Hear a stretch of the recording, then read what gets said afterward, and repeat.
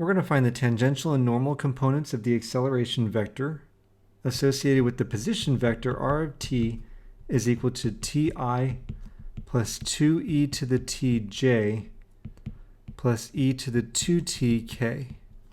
As we saw before, a sub t is equal to r prime dot r double prime divided by the magnitude of r prime, and a sub n is equal to the magnitude of r prime cross r double prime divided by the magnitude of r prime.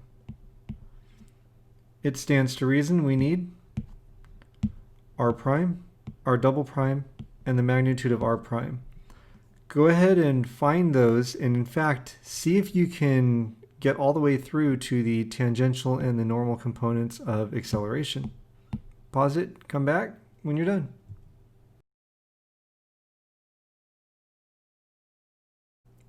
R prime is going to be 1, 2e to the t, 2e to the 2t, and so the magnitude of r prime is the square root of 1 plus 4e to the 2t plus 4e to the 4t. That factors into a perfect square trinomial inside of the square root. And so r prime in magnitude is going to turn out to be 1 plus 2e to the 2t. We'll come back to that.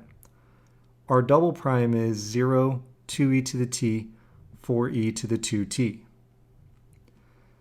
The dot product r prime dotted with r double prime is going to be 0 plus 4e to the 2t plus 8e to the 4t, and factoring out a common factor of 4e to the 2t, we have 4e to the 2t times the quantity of 1 plus 2e to the 2t, which makes the tangential component of acceleration pretty nice. The 1 plus 2e to the 2t divides out in the numerator and denominator.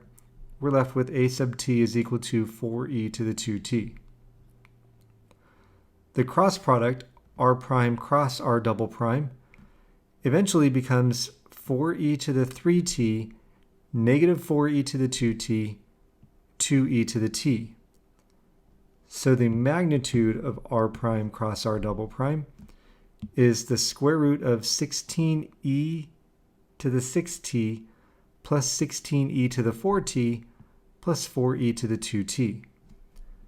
Factoring out a 4e to the 2t from all those terms and then recognizing that we have another perfect square trinomial, we get that the cross product is 2e to the t times the quantity of 2e to the t plus 1. Again, we have 2e to the 2t plus 1's dividing out, and so our normal component of acceleration, a sub n, is 2e to the t.